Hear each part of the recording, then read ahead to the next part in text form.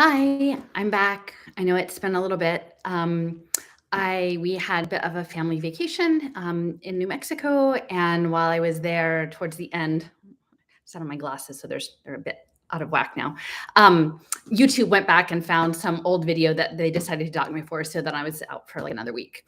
But I just wanted to take a little bit of time today just to sort of get back in the swing of things. And I have this book, Robot Uprisings, and some of the research that I've been doing over the past month, I guess, trying to get up to speed a little bit on the ecological economics. And sorry, that's not okay. Yeah, the ecological economics aspect of things, and also how this fits in with sort of the history of radiation and nuclear weapons and nuclear energy and radioisotopes and medicine. And so I've been looking, I actually finished this whole book. It's about 400-page book on the history of radioisotopes, which is quite interesting. And then I was also spending a bit of time with Oliver Reiser's other book. This is a thicker one, and I've really only gotten this far because it jumps right into physics, and that's really hurts my brain.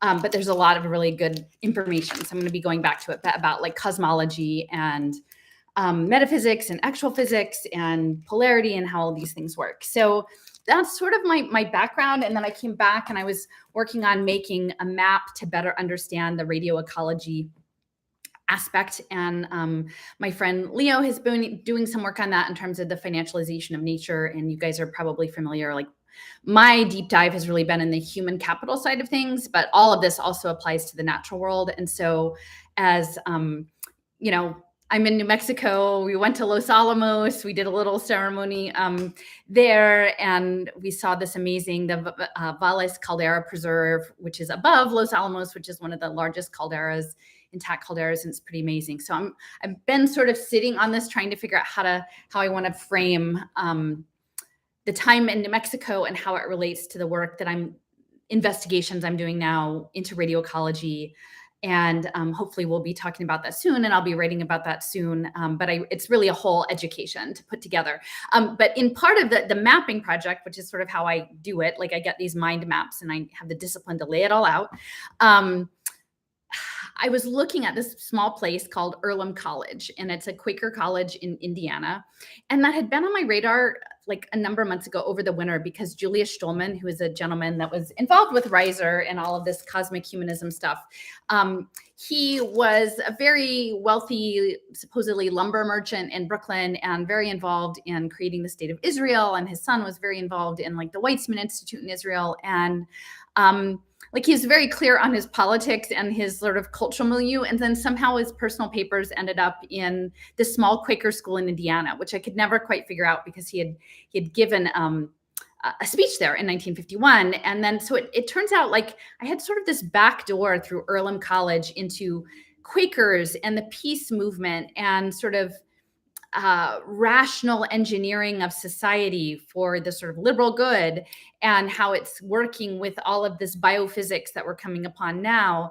And Earlham College was actually named after Earlham Hall, which is in East Anglia in Norwich.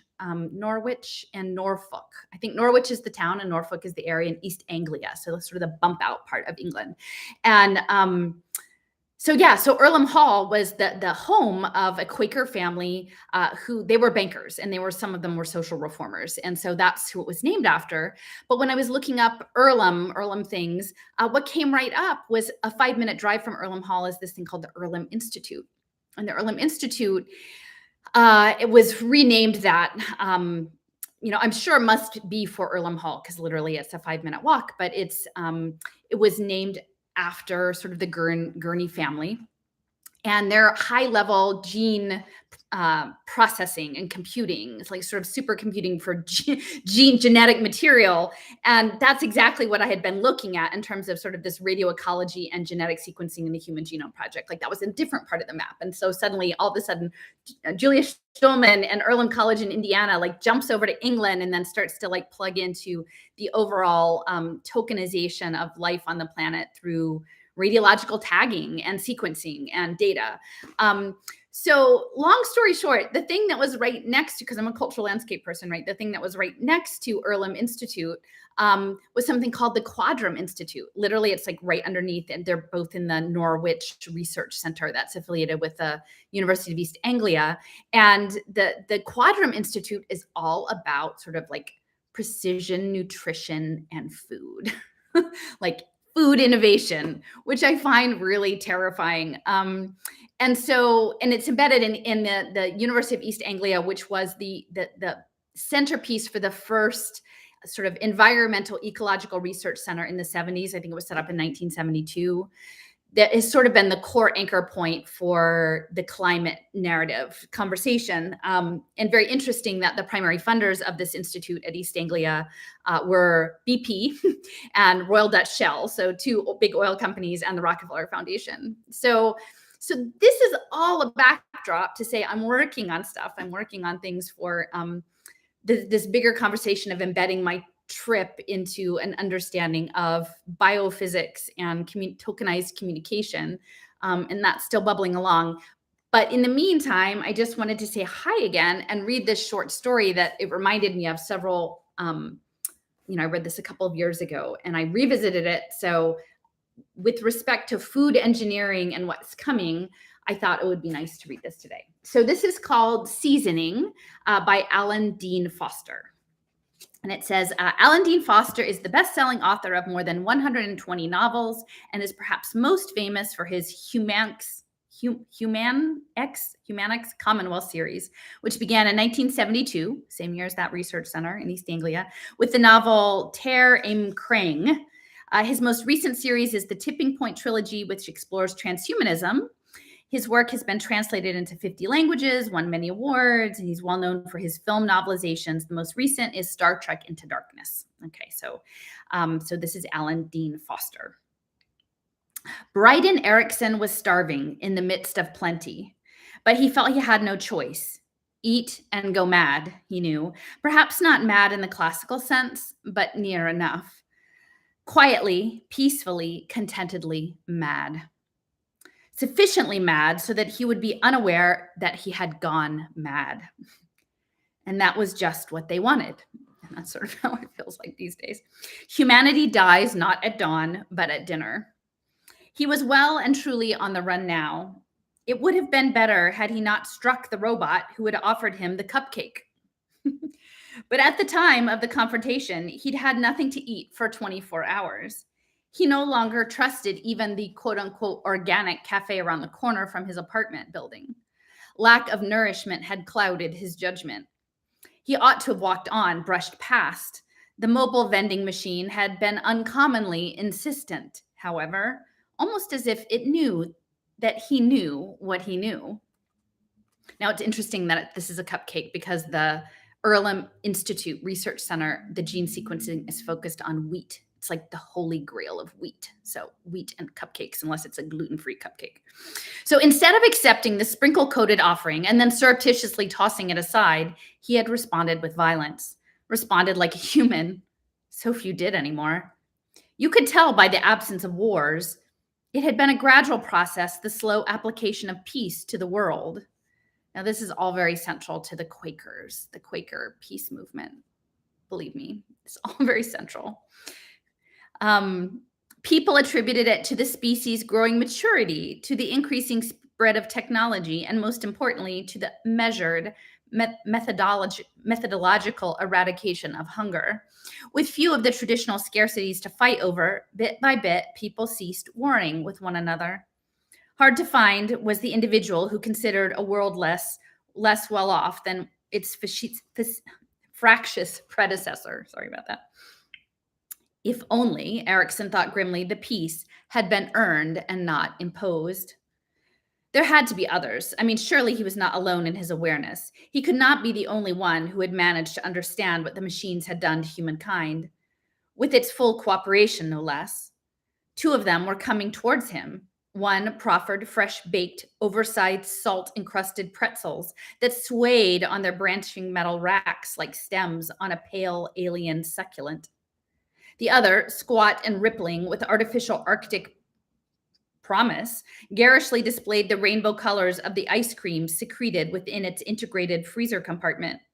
Like so many contemporary food vending devices, they were wholly self reliant, quite able to run their routes, dispense their contents, and collect payment independent of any human operator. Like, this is kind of crazy, right? It's like those little Kiwi bot robots, the little rolling coolers.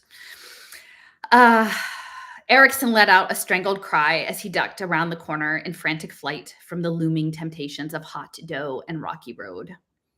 Of all the biochemists he knew, he was the only one who had succeeded in connecting the deliberately scattered dots, the only one who had pulled the seemingly unrelated elements together to visualize the architecture of conspiracy on which the machine plot had been erected. And when he laid out his thesis before colleagues furtively and in small areas of the campus that remained free of security cameras, they scoffed. And now he was about to make one last attempt, this time to convince the head of the chemistry department of the basis, if not the validity, of his fears. That is, if he could make it across the quad without being ambushed by carrot cake or croissant. And meanwhile, the growls emanating from the depths of his gut grew progressively more insistent. He ignored them. Most ridiculous thing I've ever heard of, Erickson. The starving biochemist offered nothing in reply. He merely gazed sorrowfully back at the department head. Dr. Walter Moritz grimaced as he regarded the professor standing before him. It was a mild, sunny day. The campus was blissfully devoid of protests, and the oft ill-starred men's basketball team had won its game the night before. And now this was coming forth to unsettle both his mood and his stomach. Machines are mindless servants, Morris continued. Tools, nothing more. They do not conspire against anything. Well-maintained teeth flashed beneath the chalky overhang of his impressive mustache. Next, you'll be dragging me to the window to see them parading down Chapman Avenue, rifles shoulder-mounted as they goose-step past the university. Erickson's deadpan response belied Moritz's attempts at humor. They don't need rifles. They've got red number 43, anacrose artificial sweetener, collagen derivative B for agglutination, titanium pentoxide, and chorotase, and methyl difluorate for flavor. Perhaps sensing that his face was flushed, he turned away. Weapons that don't work as quickly or as blatantly, but in the end, they are far more effective. Moritz frowned. Are you saying that our machines are trying to poison us? The chemist shook his head irritably. Not poison, not harm us directly. That would be too obvious. It is a cunning process they're engaged in. You know that my specialty is food chemistry. And we're glad to have you on the faculty. Moritz's voice dropped slightly as he pursed his lips. Certainly, for the present. And Erickson turned to confront Morris. I've run tests. I've performed analyses. Certain specific combinations of food supplements, pesticides, and additives have subtle effects on the human brain. Just as they do in my lab animals, these combinations render us more amenable to persuasion, less aggressive, less violent. Moritz made a face, just assuming for the moment that there is any validity to these presumably unpublished studies. Why would that be considered a bad thing? Well, Erickson's voice tightened. Because that aspect of our humanness is being bred out of us.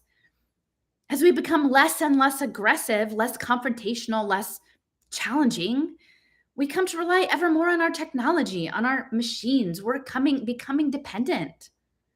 Moritz sighed. The machines exist to serve us, Erickson, not the other way around. Were any of them, any class of robotics, however simple, to give us trouble, we could simply pull the plug, refuse to replace their batteries, cut off power, eliminate program upgrades. Could we?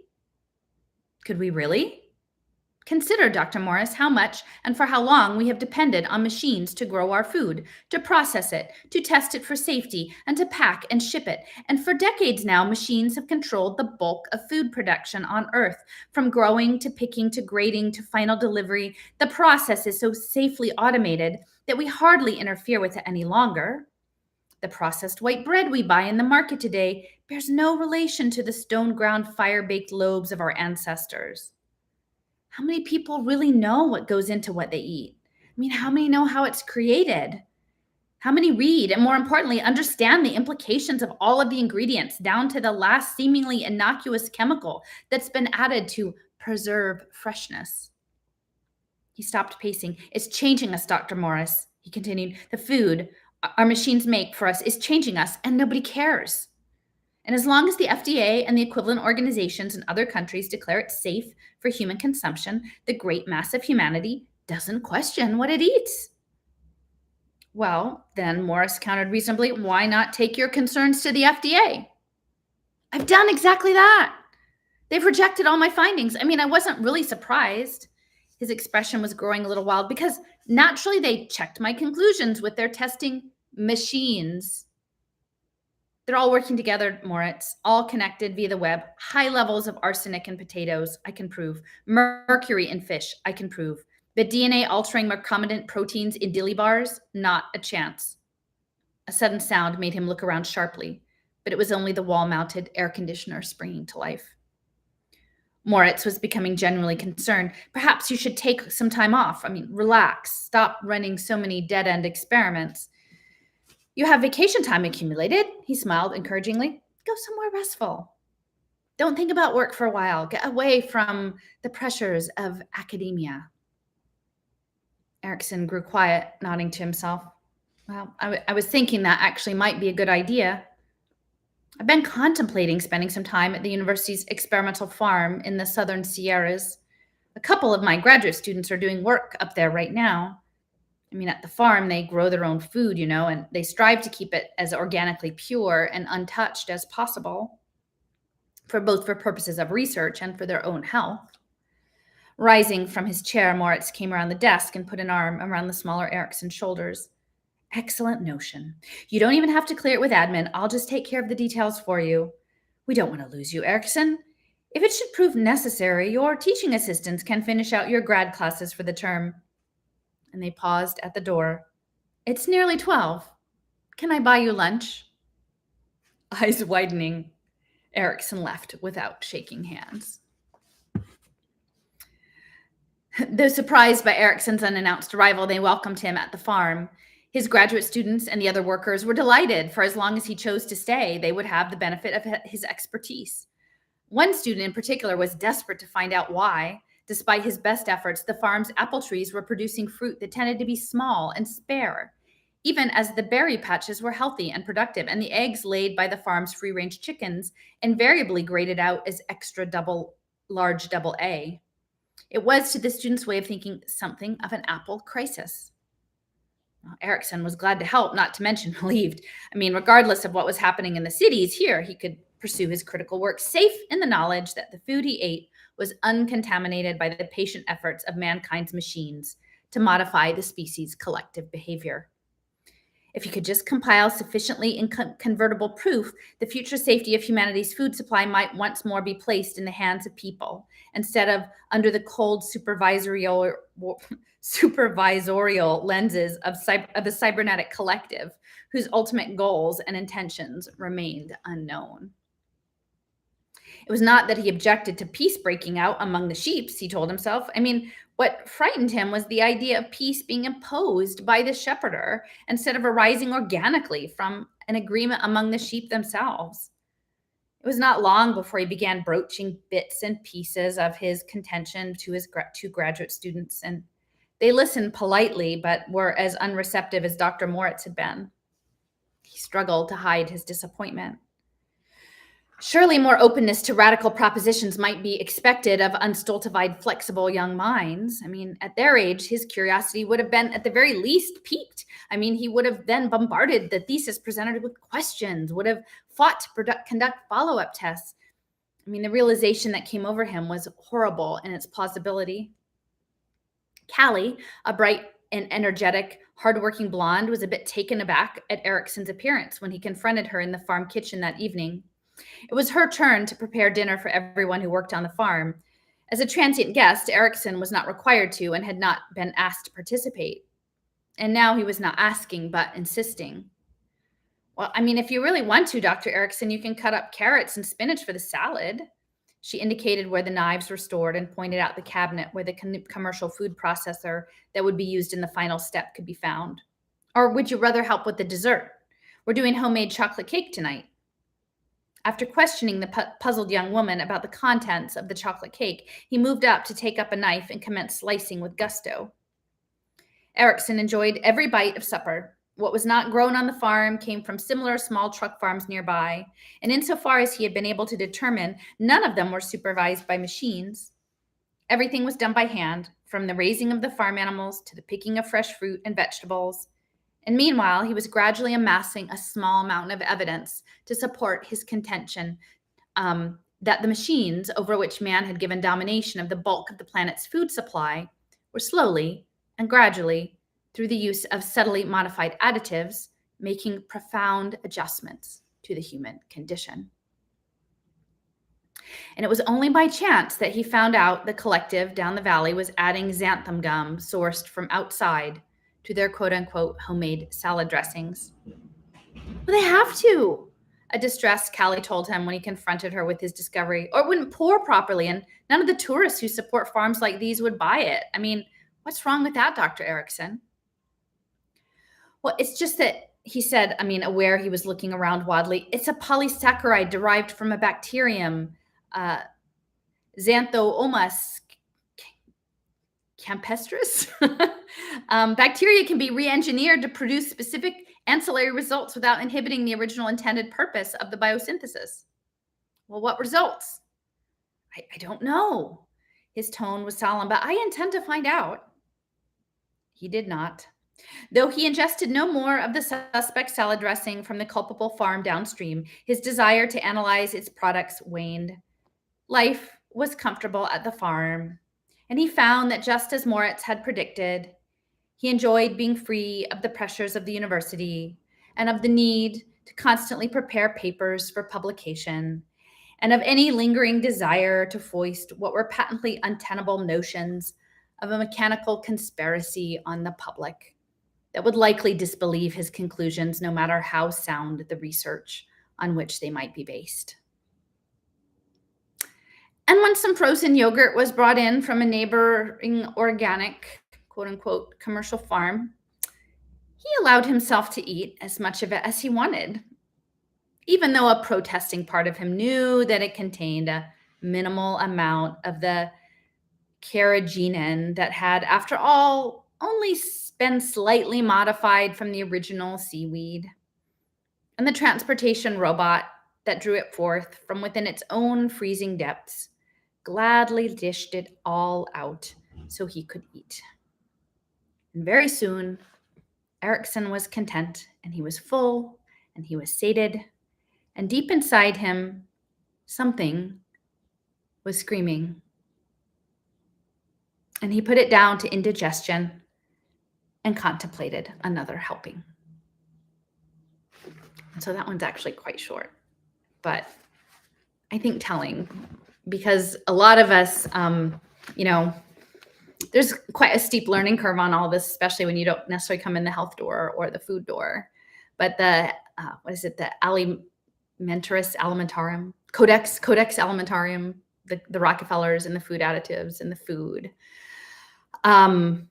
This has been a long game. It's been quite a long game. And it's the food supply. And this is something that I hope to be able to talk about a little bit more coming up, about the radiology and the nanotechnology, because ultimately the goal is to financialize everything down to the last little bacterium in an ecosystem, and use that all as tokenized financialization. But the piece that and if you are so inclined, it's a weighty book, and maybe you'll just wait until I kind of give you the summary of it. But looking at how the Atomic Energy Commission in the Cold War era created the market for radioactive isotopes under the guise of peacekeeping, and saying that it was they needed an offset against the weapons buildup to sort of say, oh, we're doing atoms for peace, we're going to solve cancer, we're going to solve disease. And really, it didn't do much for cancer, but what it was really good at was using radioisotopes to track and trace things, both throughout the human body and to understand metabolic processes, but also on an ecological system scale. And that's something that was happening at the Savannah River Laboratory, which was sort of a mixed sort of swamp, in part ecosystem, I guess, in South Carolina. And this gentleman, Odom, H.T. Odom, was one of the key people in terms of tracking uh, radiological tracking of systems. And then also Leo's done a lot of looking into the Oak Ridge National Labs and the way in which really radioactive waste, some of it processed for radioisotopes, like for clinical use and for research level use, but some of it simply like for research level scale, but just like pouring nuclear waste into lake beds with no liner so that they could later pump it out and then plant crops on the sediment of those lake beds to see what happened. And it was all dual use. And to me, it all feels very much linked to the radio eugenics that Oliver Reiser and Julian Huxley and Julia Stolman and Irvin Laszlo had been theorizing for a long time. This sort of transformation or a metamorphosis of the human into some new phase of like a broader hive mind consciousness. So yeah, more to come on that. But food, we're definitely, it feels like, I mean, I don't think anybody thinks that we're not being programmed through our food. And I think the hard thing is like this guy, right? He got taken in by the little bit of salad dressing and it just took a little bit. And, you know, we have to eat, right? And even like within the organic or local space, you don't know what kind of preservatives have been put on things. And that's, you know, clearly what we're moving into in the sustainability phase is both supply chain tracking, which is going to involve nanotechnology, and nanotechnology built into the packaging systems and the tracking systems. And even like we were looking at those videos last year with at Rice University, where they had the laser graphene, where they were actually using laser systems to embed electronics through lasers into food systems, like edible electronics is what they were talking about. So yeah, lots to think about. Thanks for joining in. And I think sometime in the next week, Jason and I are going to do a debrief on Laura Auralaga Andresen and social impact finance and how that's fitting in with some of the material that we're looking at around new platforms of blockchain tokens around like nature backed cash and these other things. So anyway, thanks for hanging out.